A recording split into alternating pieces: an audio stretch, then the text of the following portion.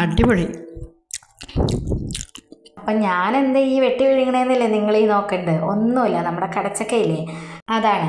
കഴുകി വാരി അരിഞ്ഞ് വെച്ച കടച്ചക്കയിലേക്ക് കുറച്ച് മഞ്ഞൾപ്പൊടി ഉപ്പിട്ടിട്ട് ആവി കയറ്റാൻ വേണ്ടി വെക്കുക. കുക്കറിലോ എങ്ങനെയാണെന്ന് വെച്ചാൽ ചെയ്യുക. കുക്കറിൽ ഒരു വിസിൽ കേട്ടാലും മതി.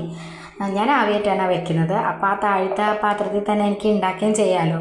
എന്നിട്ട് കുറച്ച് കൊച്ചുള്ളിയും വെളുത്തുള്ളിയും കൂടി കൂടിയിട്ട് നന്നാക്കി എടുത്തിട്ട് വറ്റൽമുളക് കൂടി കൂട്ടിയിട്ട് ചതച്ച് വെക്കാം.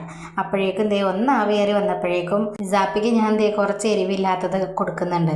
അപ്പോൾ എരിവൊക്കെ ഇട്ട് ഉണ്ടാക്കുന്നതല്ലേ, അതിന് മുന്നേ എരിവില്ലാത്തത് വേണമെങ്കിൽ അവൾ കഴിക്കട്ടെ എന്ന് ഓർത്ത്.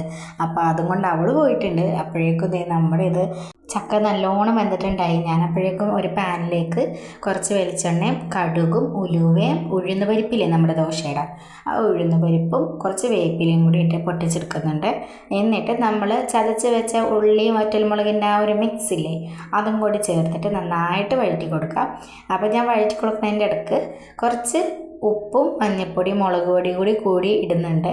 ആ ഉള്ളിയിലേക്കൊക്കെ മുളകൊക്കെ ഒന്ന് ഇറങ്ങട്ടെ, അതിൻ്റെ കളറൊക്കെ ഒന്ന് വരട്ടെ എന്ന് ഓർത്തിട്ടാണ് ഞാൻ ഇത്തിരി കൂടി മഞ്ഞൾപ്പൊടിയും ഉപ്പും മുളക് പൊടിയും കൂടി ഇട്ടതേ.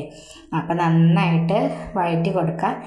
അപ്പോൾ നല്ലോണം വഴന്ന് വന്നതിന് ശേഷം നമ്മൾ വേവിച്ച് വെച്ചേക്കണ കടച്ചക്ക ഉണ്ടല്ലോ അത് ഇതിലേക്ക് കൊട്ടിക്കൊടുക്കുക. എങ്ങനെയാണെന്ന് വെച്ചാൽ നിങ്ങളുടേതായ ഭാഷയിൽ നിങ്ങൾ പറഞ്ഞു, എൻ്റെ ഭാഷ എങ്ങനെയാണ്. അപ്പം തട്ടിക്കൊടുക്കുക.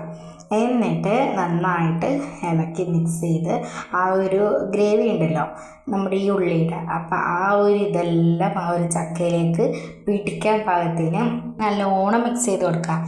എന്നിട്ട് ചോറോ ചപ്പാത്തിയോ അപ്പോ എന്താണെന്ന് വെച്ചാൽ അതിന് സൈഡ് കറിയായിട്ട് നിങ്ങളിതൊന്ന് കൂട്ടി വയ്ക്കുക. എന്ത് ടേസ്റ്റാണെന്നറിയാമോ?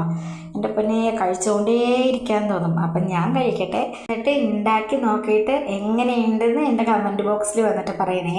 അപ്പോൾ അത്രയോളം മക്കളെ, ടാറ്റാ ബൈ, സീ യു.